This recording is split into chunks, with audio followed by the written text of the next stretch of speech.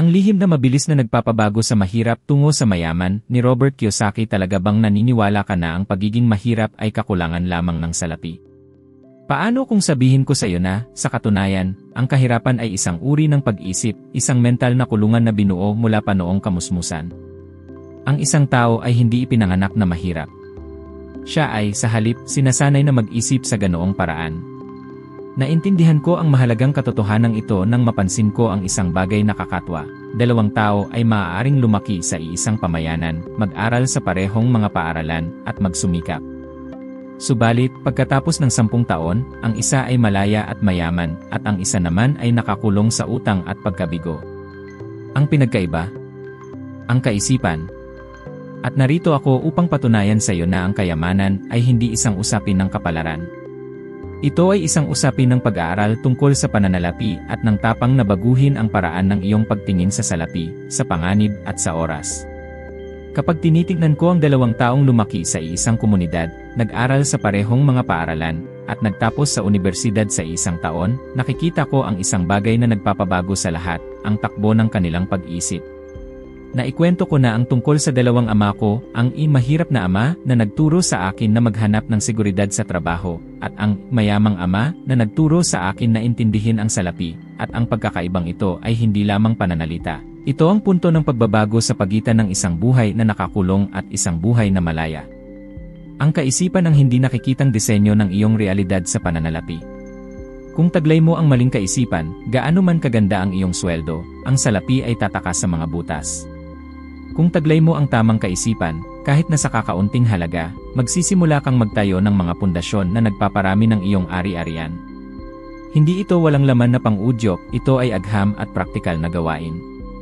Ipinapakita ng mga pag-aaral na ang malaking bahagi ng tagumpay sa pananalapi ay mas konektado sa paraan ng pag-isip at mga kasanayan sa pakikipagkapwa kaysa sa teknikal na kaalaman. Ibig sabihin, ang pag-aaral na mag-isip ng iba ay mas malaki ang naibabalik kaysa sa pagmemorya ng mga formula. Ito ang unang pagbabago, ang mapagtanto na ang problema ay hindi kinakailangan kung magkano ang iyong kinikita, kundi kung paano mo ginagamit ang iyong isip kapag dumating ang salapi.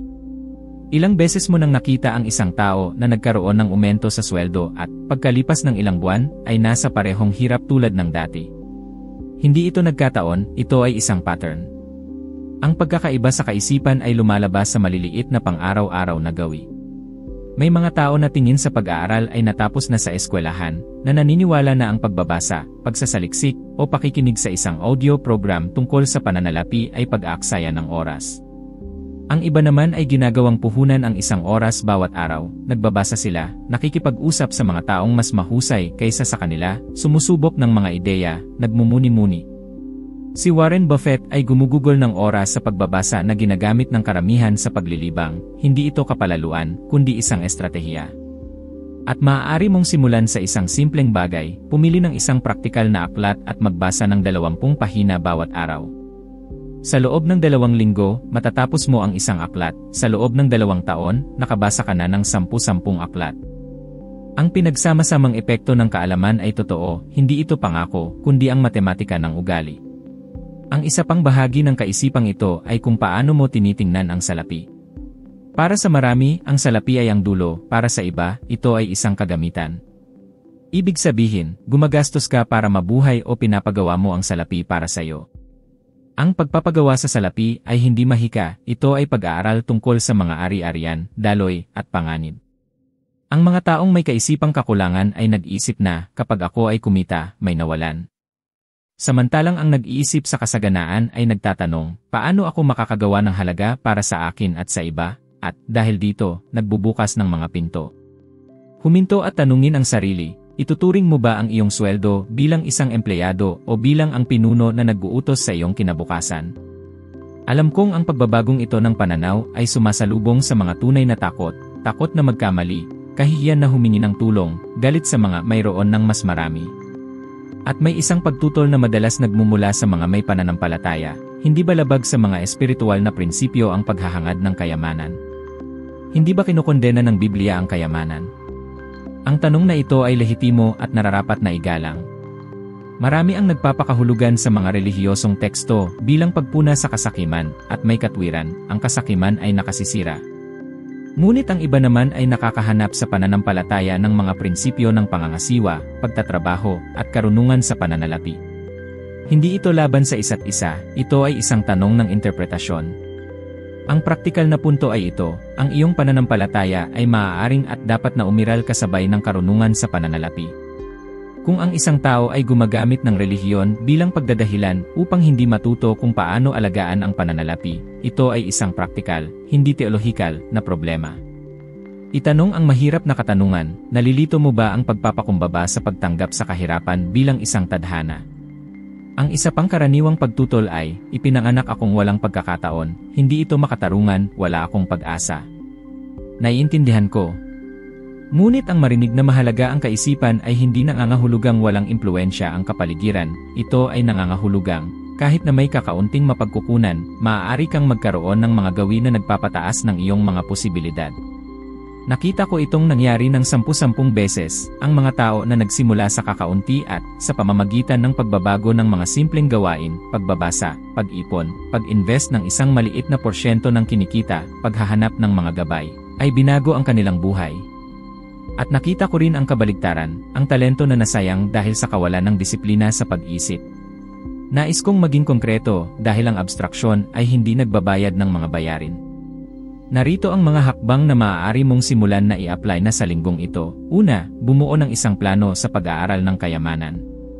Pumili ng 3 mapagkukunan, isang praktikal na aklat tungkol sa personal na pananalapi, isang aklat tungkol sa kaisipan, paglago laban sa pagiging nakapirmi, at isang lingguhang audio program. Mangako sa 20 pahina bawat araw at 30 minuto ng audio program habang naglalakbay. Pangalawa, itala ang iyong natutunan. Sa pagtatapos ng bawat linggo, isulat ang 3 ideya na maaari mong subukan sa susunod na buwan. Pangatlo, magsagawa ng balanse ng mga gawi. Sa loob ng 7 araw, itala kung saan mo ginugol ang iyong oras at ang iyong salapi, nang walang paghusga, datos lamang. Pagkatapos, tukuyin ang 1 oras bawat araw na maaari mong ilihis patungo sa pag-aaral o paglikha ng kita. Pang-4, magtatag ng isang minimal na reserba, kung maaari, automatikong magtabi ng 5% ng iyong sweldo para sa isang pondo ng pagkakataon, hindi para sa mga gastos, kundi para mag-invest o magsimula ng isang proyekto. Magsimula ng maliit, ang kapangyarihan dito ay ang pag-uulit. Nais kong ikwento ang isang bagay na nangyari sa akin, at naglalarawan sa emosyonal at praktikal na pagbabagong ito. Noong bata pa ako at nakikinig sa aking 2 ama, nakadama ako ng pagkakasalungatan sa loob ko, seguridad o kalayaan. Minsan, pagkatapos ng isang masinsinang pag-uusap tungkol sa karera, natagpuan ko ang sarili ko na paralisado sa takot na pumili ng mali. Maaari akong nanatiling komportable at nagpasakop. Sa halip, nagpasya akong matuto kung paano mag-isip tungkol sa salapi. Hindi ito kaakit-akit. Ito ay pagbabasa hanggang hating gabi, pagkakamali, pagsubok. Nagkaroon ng mga gabi ng kalungkutan nang mapagtanto ko ang sarili kong mga limitasyon at mga umaga ng kaunting kagalakan nang gumana ang isang simpleng ideya. Ang nangingibabaw na emosyon sa yugtong iyon ay isang halo ng kahihiyan dahil sa hindi alam at pag-asa dahil sa maaari pang matuto. Ang kakatuwang halong ito ay makapangyarihan, ginagawa ka nitong sapat na mapagpakumbaba upang matuto at sapat na matapang upang kumilos. At huwag mong isipin na ang mga natututo lamang ang nagiging halimbawa. May mga pampublikong kwento na nagtuturo sa atin sa pamamagitan ng kaibahan. Isipin ang mga sikat na tao na nagkaroon ng lahat at nawala dahil sa hindi pagbabago ng mga gawi, mga kilalang tao na kumita ng milyon-milyong piso at bumagsak dahil sa padalos-dalos na paggasta at kawalan ng kaalaman sa pananalapi. Ipinapakita nito na ang mataas na kita na walang kaisipan ay panloloko sa sarili. Sa kabilang banda, isipin ang mga nagbasa, nag-aral, at nagpanatili ng disiplina, mga tao tulad ni Buffett, na ginawang kalamangan ang gawin ng pagbabasa. Ang mga halimbawang ito ay hindi para sambahin, ito ay para tukuyin ang mga pag-ugali na maaaring kopyahin. Kung nag-aalala ka na ang prosesong ito ay aalisin ang kagalakan ng buhay, pagnilayan, may malaking pagkakaiba sa pagitan ng pagkakait at pagtatakda ng prioridad. Ang pagkakait ay ang paggasta ng walang direksyon, ang prioridad ay ang pagpili sa kung ano ang naglalapit sa iyo sa kung ano ang tunay mong gusto. Para sa marami, ang muling pag-ayon ng mga prioridad ay nagdudulot ng mas maraming kalayaan, hindi mas kaunti. Isa pang praktikal na teknik, lumikha ng isang key kontrata ng eksperimental na buwan. Sa loob ng 30 araw, mag-eksperimento sa isang bagong gawi. Maaaring ito ay pagbabasa ng 20 pahina bawat araw, pag-ipon ng 1% pa bawat linggo, o pakikipag-usap sa 2 bagong tao bawat linggo na maaaring magturo sa iyo ng isang bagay. Sa katapusan, suriin ng tapat, ito ba ay nagpalapit sa iyo sa buhay na nais mo? Kung panatilihin, kung hindi, iangkop. Ang ideya ay sanayin ang iyong isip tulad ng pag-ehersisyo sa isang kalamnan, pag-ulit, feedback, pag-aayos. Ang mental na pagbabagong sinasabi ko ay isa ring pagbabago ng panloob na pag-uusap. Palitan ang mga parirala tulad ng hindi ako ipinanganak na may kakayahan, ng ano ang maaari kong matutunan upang mapabuti ito. Palitan ang wala akong kapalaran ng ano ang kailangan kong malaman upang lumikha ng mas maraming kapalaran. Ang maliliit na pagbabago sa wika ay lumilikha ng iba't ibang kuryente sa iyong utak at ipinapakita ng agham na ang mga pattern ng pag-isip ay nakakaimpluwensya sa kagalingan at pag-ugali. Ang mga taong nag-aampon ng isang kaisipang paglago ay nag-uulat ng mas mataas na katatagan ng damdamin at mas malaking kasiyahan sa buhay, hindi dahil nakamit nila ang lahat, kundi dahil nagbago ang kanilang kaugnayan sa mga hamon. Sa huli, ang kaisipang bumubuo ng kayamanan ay praktikal, at ang praktikal ay pandiwa, magbasa, magtanong, makipagsapalaran ng may pag-ingat, mag-ipon, magrepaso, makipag-ugnayan at umako ng responsibilidad. Huwag mong hintayin na makaramdam ka ng kahandaan upang magsimula at ang kahandaan ay darating. At kung tatanungin mo ako kung anong emosyon ang inaasahan kong likhain ng bahaging ito ng iyong paglalakbay ngayon, sasabihin ko, isang halo ng pagkabalisa at pag-asa. Pagkabalisa dahil mapagtanto mo ang mga pagkakabali sa pagitan ng ginagawa mo ngayon at ng maaaring mangyari. Pag-asa dahil ang bawat maliit na hakbang na gagawin mo ay magsisimulang isara ang agwat na yon. Tanggapin ang pagkabalisa na ito. Baguhin ito sa aktibong pag-usisa. At pakiusap, huwag mong hayaang sirain ng ideya ng hindi ako karapat-dapat o hindi ito para sa akin ang karanasan. Ang kaisipan ay isang lupain na maaaring taniman, at ang unang uka na markahan mo ngayon ay maaaring maging daan patungo sa iyong kalayaan bukas. Maikling hamon, sa loob ng 30 araw, magbasa ng 20 pahina bawat araw tungkol sa pananalapi o kaisipan, itala ang 3 lingguhang pananaw, at agad na i-apply ang kahit isa sa mga pananaw na iyon. Sa araw ng 31, lumingon ka at mapagtanto ang nagbago, at pagkatapos, muli, magpasya na magpatuloy. Ang pagbabago ay nagsisimula sa isang desisyon at nagiging matatag sa pamamagitan ng ugali.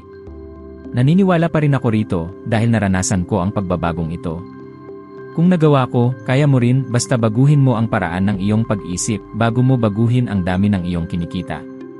Ang salapi ay palaging naging salamin ng isip ng tao.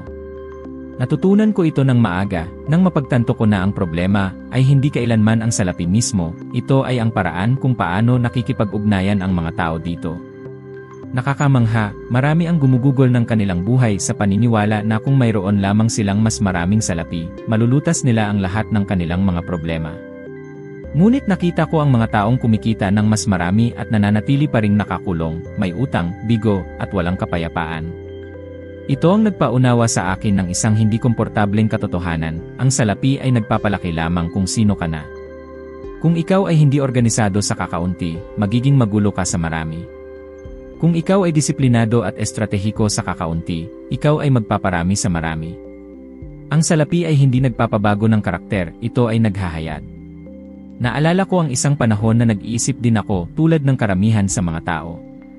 Kapag natatanggap ko ang aking bayad, ang unang ginagawa ko ay magbayad ng mga bayarin, bumili ng gusto ko, at pagkatapos ay mag-isip kung may natira pa para sa pag-ipon. Halos wala nang natitira. Nabubuhay ako sa paniniwala na ang susunod na aumento ang lulutas sa lahat. Ngunit darating ang susunod na aumento, at nananatili ako sa parehong lugar. Sa siklo na ito ko napagtanto, hindi kung magkano ang iyong kinikita, kundi kung magkano ang iyong pinapanatili at kung paano mo pinapagawa ang salapi na ito para sa iyo. Nang simulan kong pag-aralan ang pag-ugali ng mga tao sa pananalapi, napansin ko ang isang nakababahalang pattern. Nakikita ng karamihan ang salapi bilang isang paraan lamang ng kaligtasan.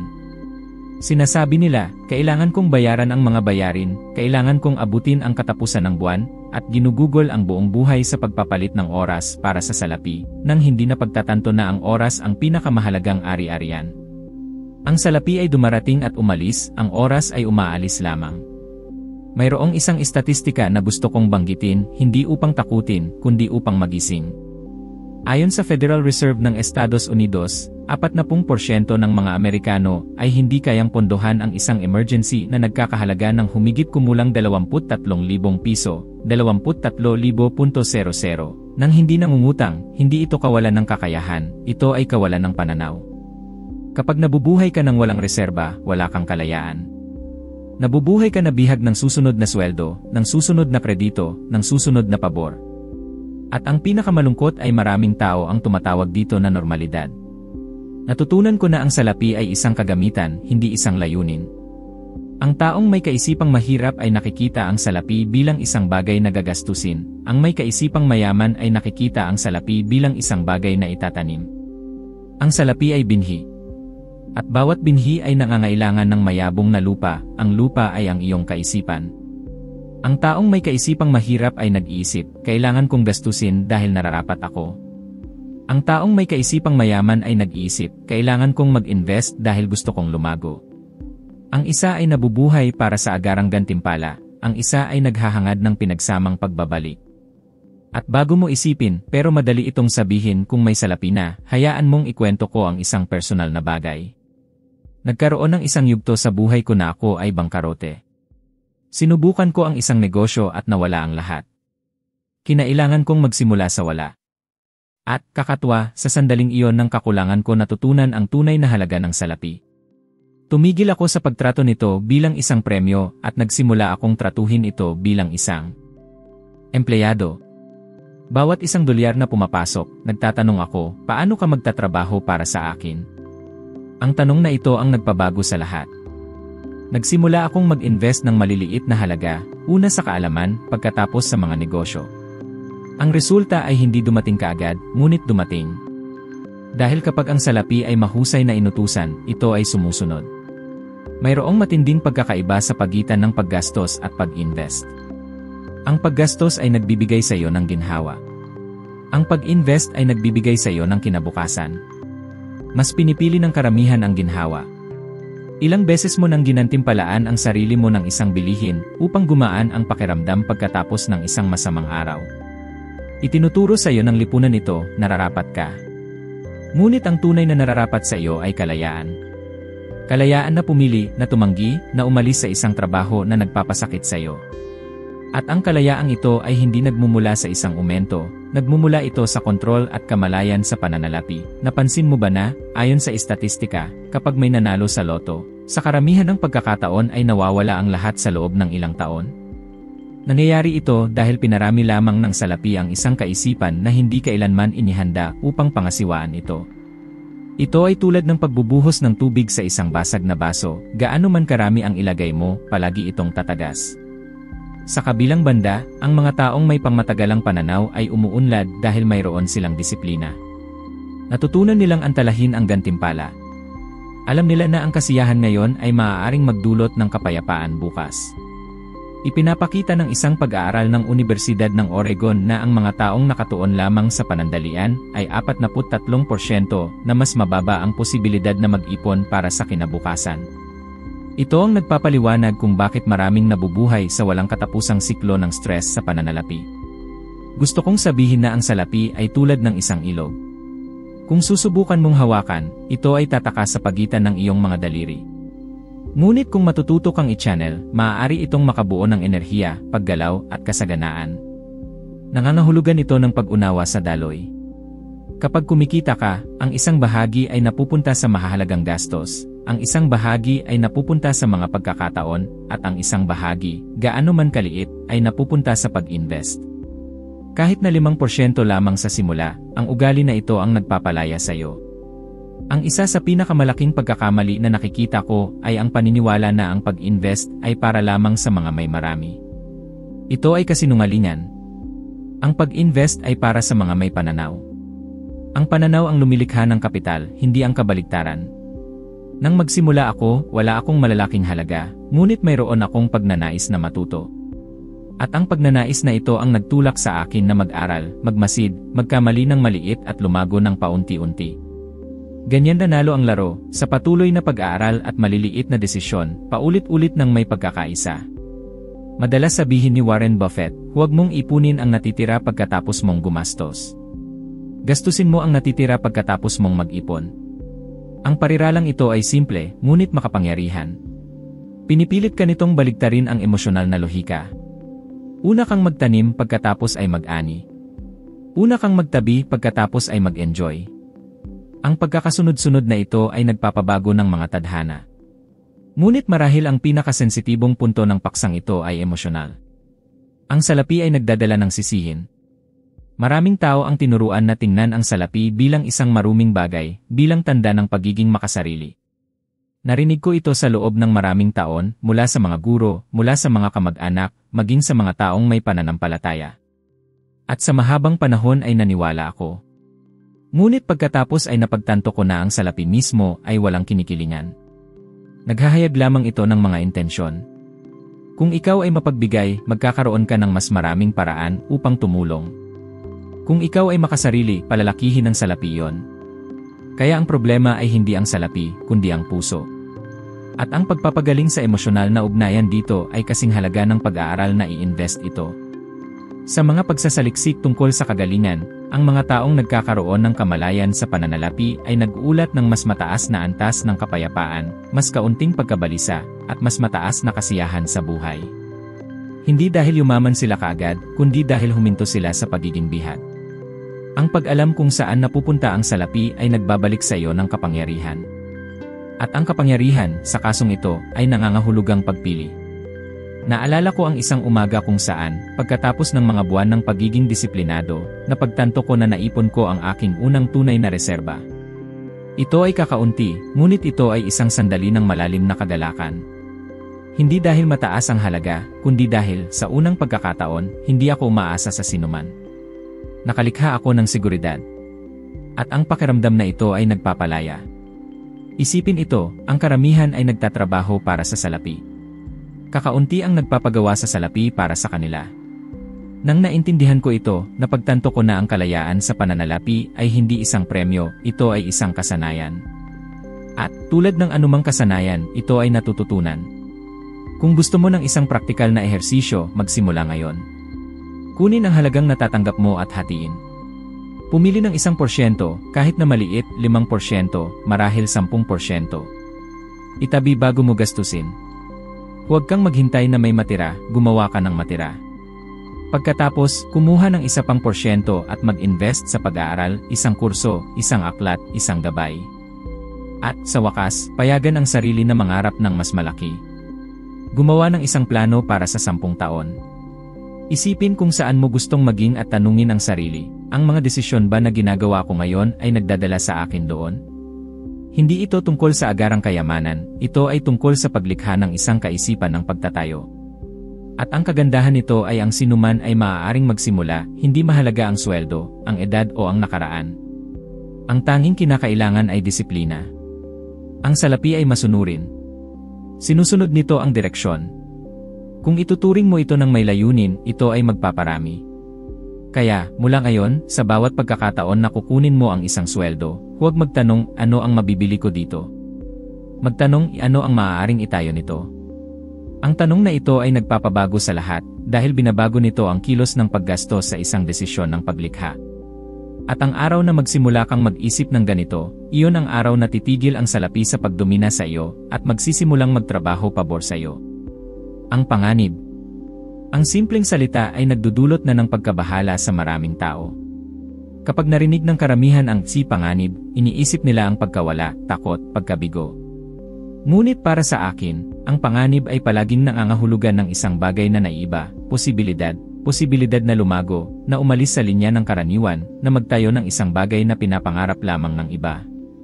Natutunan ko ng maaga na ang naghahanap ng ganap na seguridad ay, sa katunayan, nagpapakulong sa sarili sa isang buhay ng mga limitasyon. Ang ganap na seguridad ay hindi umiiral, at kapag naintindihan mo yan, ang iyong pananaw sa mundo ay ganap na nagbabago. Naalala ko ang sinabi sa akin ng aking mahirap na ama, maghanap ng isang matatag na trabaho, na may mga benepisyo at garantisadong pagreretiro. Iyon ang formula ng tagumpay na alam niya. Samantalang ang aking mayamang ama ay nagsasabi ng kabaligtaran, ang seguridad ay ang gantimpala ng mga umaako ng mga kalkuladong panganib.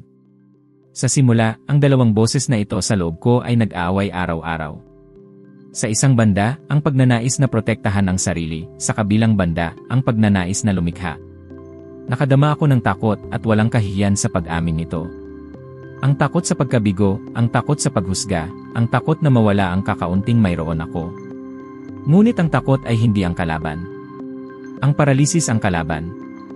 Napansin mo ba na sa mga istatistika, ang mga taong pinakamalaking lumalaki sa pananalapi ay ang mga pinakamalaking naglalantad sa sarili sa mga kawalan ng katiyakan. Ipinakita ng isang pag-aaral ng Universidad ng California na ang mga taong mababa ang kita ay 47% na mas mababa ang posibilidad na kumuha ng mga panganib sa pananalapi. Ibig sabihin nito na halos kalahati ng mga pagkakataon na maaaring magbago sa kanilang buhay ay hindi pinapansin dahil sa takot. Hindi ko hinuhusgahan ito ay likas sa tao. Ang problema ay kapag ang takot ay nagiging pilosopiya ng buhay. Sinasabi sa akin ng mga tao, pero Robert, paano kung ako ay mabigo? At sumasagot ako, paano kung hindi ka kailanman sumubok? Ang pinakamalaking panganib sa lahat ay ang hindi pagkuha ng anumang panganib. Ang mundo ay nagbabago ng napakabilis para sa mga nagpapasya na manatiling nakatigil. Ang tanging garantisadong estratehiya ng pagkabigo ay ang manatiling hindi gumagalaw habang ang lahat sa paligid ay nagbabago. Naranasan ko ito mismo. Nang umalis ako sa militar, nagpasya akong maging isang negosyante. Ginamit ko ang aking naipon upang simulan ang aking unang negosyo. At ito ay bumagsak. Bumagsak ng matindi. Nawala ang lahat sa akin. Naalala ko ang sakit ng pagtingin sa wala at pag-isip, tama ang aking mahirap na ama. Ngunit sa parehong sandali, may isang bagay sa loob ko ang nagtanong, ano ang gagawin ng mayamang ama ngayon? Ang sagot ay dumating ng simple, matuto. Kaya nagpasya akong huwag tumakas. Nag-aral ako kung bakit ako nabigo. Natuklasan ko na ang pagkakamali ay hindi sa ideya, kundi sa pagpapatupad at sa takot na mawala. At, kakatwa, ang pagkabigong ito ang naghanda sa akin para sa tagumpay na darating pagkatapos. Hindi ko sana naisulat ang Rich Dad Poor Dad kung hindi ko naranasan ang mapait na lasa ng pagkabangkarote. Ang pagkabigo ay isang mahirap na guro, ngunit ito lamang ang nagtuturo ng hindi ipinapakita ng tagumpay. Nang magsimula akong mag-invest sa real estate, bumalik ang takot. Maaari akong mawala ng lahat muli. Ngunit ang bawat ari-arian na binibili ko batay sa pag-aaral at pagsusuri ay nagtuturo sa akin na iba-iba ang kalkuladong panganib sa walang ingat na panganib. Ang kalkuladong panganib ay kapag nag-aaral ka, naiintindihan ang sitwasyon, sinusukat ang mga kahihinatnan at nagpapasya pa rin. Ang walang ingat na panganib ay kapag tumalon ka ng nakapikit. Ang una ay nagtuturo sa iyo, ang pangalawa ay sumisira sa iyo. At hindi lamang sa salapi ito totoo. Ang takot sa panganib ay lumalabas sa mga relasyon, karera, pananampalataya, at maging sa paraan ng iyong pangangarap. Ilang beses mo nang hindi ginawa ang isang bagay dahil inisip mo na hindi ito ang tamang oras. Ilang ideya ang namatay dahil gusto mo ng mas maraming garantiya. Ang totoo ay ang tamang oras ay hindi kailanman dumarating, ikaw ang lumilikha nito kapag nagpasya kang kumilos. Sinabi ni Mark Zuckerberg, isa sa pinakamatagumpay na negosyante sa ating panahon, ang pinakamalaking panganib ay ang hindi pagkuha ng anumang panganib. Gusto ko ang pariralang ito dahil binubuod nito ang pag-isip ng mga nagtatayo ng isang bagay na pamatagalan. Ang mga mayayaman ay hindi naghahangad na iwasan ang panganib, naghahangad sila na intindihin ito. Alam nila na sa likod ng bawat malaking pagkakataon ay may kawalan ng katiyakan, at iyan mismo ang dahilan kung bakit kakaunti ang nakakarating doon. Hayaan mong ikwento ko ang isang personal na bagay. Nang inilabas ko ang aking unang aklat, ang Rich Dad Poor Dad, walang naniniwala na magtatagumpay ito. Tinanggihan ng mga tagapaglathala ang manuskrito, sinasabi sa akin ng mga kaibigan na huwag kong sayangin ang oras ko. Paano kung pinakinggan ko silang lahat? Marahil ay nanatili akong nakakulong sa parehong siklo ng kaginhawaan at takot. Ngunit nagpasya akong sumugal. Hindi ko alam kung magbebenta ako ng kahit isang kopya, ngunit alam ko na totoo ang mensahe. Ngayon, milyon-milyong tao sa buong mundo ang nakabasa na ng aklat at binago nito ang buhay.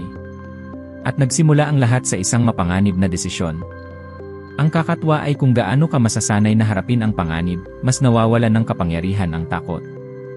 Hindi ito nawawala, ngunit nagbabago ng lugar. Humihinto ito sa pagiging isang pader at nagiging isang senyales, mag-ingat. Ang takot ay tumitigil sa pagpigil sa'yo at nagsisimulang gumabay sa'yo. Ganyan ka lumalaki. At marahil ay nagtatanong ka, pero paano ako magsisimula, Robert?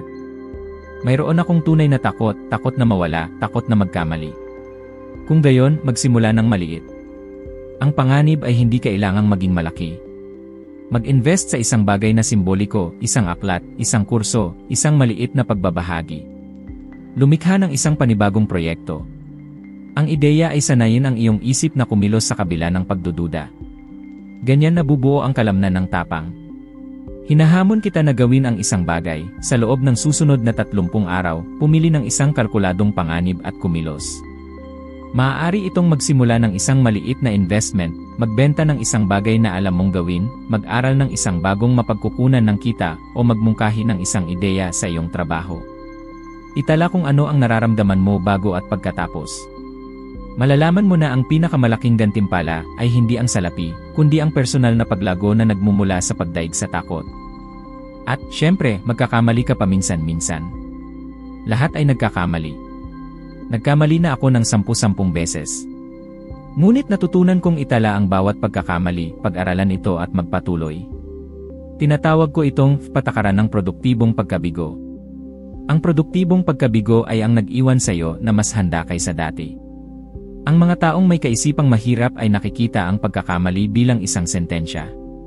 Ang mga taong may kaisipang mayaman ay nakikita ito bilang isang aralin. Ipinapakita ng isang pag-aaral ng Unibersidad ng Michigan na ang takot sa pagkabigo ang pangunahing dahilan kung bakit 33% ng mga tao ay hindi kailanman nagsisimula ng isang negosyo. Isipin yan, 1/3 ng populasyon ang sumusuko bago pa man subukan. Ngayon isipin kung gaano karaming henyong ideya ang nawala sa mundo dahil dito. Kung patuloy mong hahanapin lamang ang seguridad, mapagtanto mo na ito ay isang gintong bitad. Ang labis na seguridad ay nagnanakaw ng kalayaan. Kapag naintindihan mo ito, napagtanto mo na ang panganib ay ang presyo ng kalayaan. Ito ang naghihiwalay sa nabubuhay ng otomatiko sa nagtatayo ng pamana. Naniniwala ako na binigyan tayo ng Diyos ng mga talento at pagkakataon upang magparami, hindi upang itago. Ang talinghaga ng mga talento ay nagsasalita ng eksakto tungkol dito. Ang mga alipin na nakipagsapalaran ay ginantimpalaan, ang nagtago, dahil sa takot, ay sinaway. Ang takot ay maaaring magmukhang pag-iingat, ngunit minsan ito ay pagsuway lamang sa iyong sariling kakayahan. Kaya, kapag nag-iisip tungkol sa panganib, isipin ang responsibilidad. Ang panganib ay hindi ang pagsusugal ng lahat, ito ay pagpaplano ng may tapang. Ito ay pag-aaral, pagtatasa, pag-aayos at pagkilos. Ito ay paglalagay ng paa sa tubig at pag-aaral na lumangoy, hindi paghihintay na matuyo ang dagat. At tandaan, ang pagkabigo ay hindi ang kabaligtaran ng tagumpay. Ang pagkabigo ay ang daan.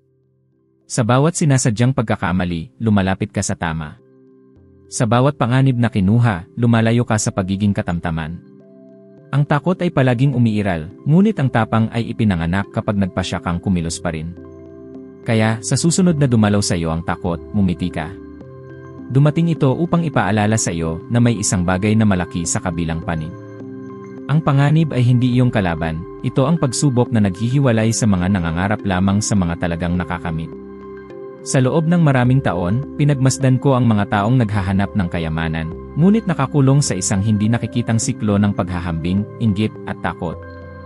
At napagtanto ko ang isang bagay na kakaunti ang nakakaunawa, ang kasaganaan ay hindi nagsisimula sa bulsa, nagsisimula ito sa isip, maaari kang magkaroon ng milyon-milyong piso at mamuhay pa rin ng may kaisipang kakulangan, naniniwalang hindi kailanman sapat. O maaari kang magkaroon ng kakaunti at mamuhay ng may kaisipang kasaganaan, alam na ang bawat araw ay nagdadala ng mga bagong pagkakataon. Ito ang pagkakaiba sa pagitan ng lumalaki at ng nanasabotahe sa sarili. Ang kaisipang kakulangan ay nagsasabi, kung may kumikita, ako ay natatalo. Ang kaisipang kasaganaan ay nagsasabi, may espasyo para sa lahat upang umunlad. At ang pagkakaibang ito ay ganap na nagbabago sa paraan ng iyong pagkilos, pagpapasya, at maging sa pakikipag-ugnayan mo sa mga tao. Nakita ko na ang mga pamilya na nasira dahil sa emosyonal na kakulangan, magkapatid na nag-aaway dahil sa mana, mag-asawa na nagtuturuan dahil sa pananalapi, mga kaibigan na naglalabanan sa halip na makipagtulungan. Ang takot na mawala ay nagdudulot upang ang mga tao ay mawalan ng mas marami kaysa sa salapi, nawawalan sila ng kapayapaan, relasyon, at layunin. Naranasan ko ito ng malapitan. Nang magsimula akong kumita ng mas marami, napansin ko ang isang bagay na kakatwa. Sa paligid ko, ang ilan ay nagdiriwang, ngunit ang iba naman ay lumalayo. Nakadama ako ng sisihin dahil sa pag-unlad na parabang ang aking tagumpay ay kumukuha ng isang bagay mula sa iba. At ang sising ito ang nagtanong sa akin, dapat ba akong magpakaliit upang ang iba ay makaramdam ng komportable? Ang sagot ay dumating sa paglipas ng panahon at sa pagkahinog, ang tagumpay ng isang tao ay hindi nagpapababa sa iyo, ang araw ay sumisikat para sa lahat. Kapag naintindihan mo ito, humihinto ka sa pakikipagkumpetensya at nagsisimulang makipagtulungan. Ang mga taong may kaisipang kakulangan ay nabubuhay na nakatingin sa kulang. Nagigising silang nag-aalala, nagbibilang ng mga barya, gumagawa ng listahan ng mga problema.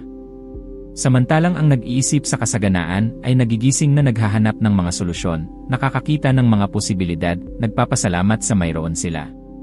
Kinukumpirma ito ng agham. Ipinapakita ng mga pag-aaral na inilathala sa Journal of Personality and Social Psychology na ang mga taong may kaisipang kakulangan ay 35% na mas mababa ang posibilidad na kumuha ng mga desisyon na nagpapabuti sa kanilang sitwasyon sa pananalapi. Nangyayari ito dahil ang takot ay nagpapababa ng kalinawan. Ang utak, sa ilalim ng patuloy na stress, ay pumapasok sa survival mode na hindi kayang magplano para sa hinaharap. Naalala ko ang isang panahon na nakakulong din ako sa kakulangan. Tinitingnan ko ang wala pa ako at nakakalimutan kong magpasalamat sa nakamit ko na. Ito ang nagpatakbo sa akin ng walang pahinga, tulad ng isang tao na sumusubok na punan ang isang butas na walang katapusan. Isang araw, nakikipag-usap ako sa aking mayamang ama, sinabi niya sa akin ang isang bagay na hindi ko kailanman nakalimutan, Robert. Kung hindi ka matututong magpasalamat sa mayroon ka, hindi ka kailanman magiging karapat-dapat sa nais mo. Tinamaan ako nito tulad ng suntok. Nagpasya akong magbago. Nagsimula ako ng isang simpleng gawi, bawat araw, sa paggising, isusulat ko ang 3 bagay na ipinagpapasalamat ko. Minsan ito ay isang maliit na bagay, isang pag-uusap, isang ideya, isang aklat. Ngunit ang ehersisyo na yon ang nagreprogram sa aking isip. Ang pasasalamat ay hindi lamang isang magandang kilos, ito ay isang estratehiya sa pag-isip. Binabago nito ang focus mula sa kulang patungo sa posible. Kapag nag-concentrate ka sa mayroon ka, humihina ang takot. At kapag bumababa ang takot, nagsisimula kang makita ang mga pagkakataon na palaging nasa harapan mo. Ang kasaganaan ay nagsisimula kapag ang isip ay huminto sa pag-andar sa mode na kakulangan at nagsimulang umandar sa mode na paglikha. Ang isang malinaw na halimbawa nito ay nasa mundo ng negosyo. Ang mga taong may kaisipang kakulangan ay itinatago ang kanilang mga ideya, natatakot sa kompetisyon, hindi nagbabahagi ng kaalaman. Samantalang ang mga taong may kaisipang kasaganaan ay nakikipagtulungan, nagtuturo, nagbabahagi ng mga karanasan, at iyan mismo ang nagpapataas ng kanilang impluwensya. Sumulat si Stephen Covey, ang kaisipang kasaganaan ay dumadaloy mula sa isang malalim na pakiramdam ng halaga at personal na seguridad. Natuklasan ko ito sa praktikal na paraan. Kapag alam mo kung sino ka at naintindihan mo ang iyong layunin, hindi mo kailangang makipaglaban para sa mumo, ikaw mismo ang lumilikha ng iyong sariling piging. Nakita ko ang prinsipyong ito na nagpabago sa buhay. Minsan, nakilala ko ang isang babae na nagngangalang Ana, isang negosyante na nawalan ng lahat pagkatapos ng isang komplikadong diborsyo. Sa halip na magsara, nagpasya siyang tulungan ang iba pang mga kababaihan na ayusin ang kanilang pananalapi at muling itayo ang kanilang mga karera. Nagsimula siya sa mga simpleng video, nagtuturo ng mga pangunahing kaalaman tungkol sa kontrol sa pananalapi. Sa maikling panahon, lumago ang kanyang network at umunlad siyang muli. Ang lihim, nag-operate siya ng may kaisipang kasaganaan, itinuro niya ang alam niya, kahit na wala siyang masyadong hawak. At habang mas nagtuturo siya, mas natututo at lumalaki siya. Ang kasaganaan ay nagpapakita rin sa paraan ng pagharap mo sa tagumpay ng iba. Ang mahirap sa kaisipan ay nakakaramdam ng inggit, ang mayaman sa kaisipan ay nakakaramdam ng inspirasyon. Kapag nakakakita ako ng isang umuunlad, hindi ako nagtatanong, bakit siya, at hindi ako, nagtatanong ako, ano ang maaari kong matutunan sa kanya. Ang simpleng pagbabagong ito ay nag-aalis sa iyo mula sa papel ng biktima at inilalagay ka sa papel ng protagonista. Ang inggit ay nagpaparalisa, ang pag-usisa ay nagpapakilos. Naniniwala rin ako na may isang espiritual na dimensyon sa kasaganaan. Hindi tayo nilikha upang mamuhay na nakakulong sa takot sa kakulangan. Ang pananampalataya, kapag tunay, ay hindi nakabatay sa kakulangan, kundi sa pagtitiwala na palaging may probisyon, kahit na hindi pa nakikita. Ang Biblia ay nagsasalita tungkol sa paghahasik ng sagana, tungkol sa pagbibigay at pagtanggap. Hindi ito isang metapora lamang ng relihiyon, ito ay isang universal na batas. Habang mas nag-aambag ka, mas marami ang bumabalik. Hindi dahil may mahika, kundi dahil lumilikha ka ng pagdalaw. Ang salaping nakatigil ay nabubulok, ang umiikot ay namumukadkad. Minsan, sa isang lektura, tinanong ako ng isang lalaki, Robert, hindi ka ba natatakot na ang pagtuturo sa iba na yumaman ay magdudulot ng mas maraming kompetisyon? Ngumiti ako at sumagot, kung mas maraming mayayamang tao ang mayroon, mas umuunlad ang mundo. Ang kakulangan ay isang ilusyon, ang kasaganaan ay isang network. Kapag lahat ay lumalaki, lahat ay nananalo. Ito ang tunay na espiritu ng kasaganaan. Nais kong imungkahi sa iyo ang isang bagay na praktikal, sa loob ng 7 araw, sa paggising, isulat ang 3 bagay na ipinagpapasalamat mo sa iyong buhay pinansyal. Kahit na mukhang maliit, isang bayarin na nabayaran, isang bagong ideya, isang nakaka-inspire na pag-uusap. Gawin ito bago buksan ang telepono, bago basahin ang balita. Ang maliit na gawin na ito ay magsasasanay sa iyong isip na kilalanin ang kung ano ang naroroon na, at hindi lamang ang kulang. At kung gusto mong magpatuloy, sa bawat pagkakataon na makita mo ang sarili mo na nagrereklamo tungkol sa kawalan ng pinansyal o isang kawalang katarungan, palitan ang negatibong salitang iyon ng isang aksyon, halimbawa, magbasa ng isang pahina, magtabi ng kahit bahagya, o pasalamatan ng isang tao. Ang panganib. Ang simpleng salita ay nagdudulot na ng pagkabahala sa maraming tao. Kapag narinig ng karamihan ang si panganib, iniisip nila ang pagkawala, takot, pagkabigo. Ngunit para sa akin, ang panganib ay palaging nangangahulugan ng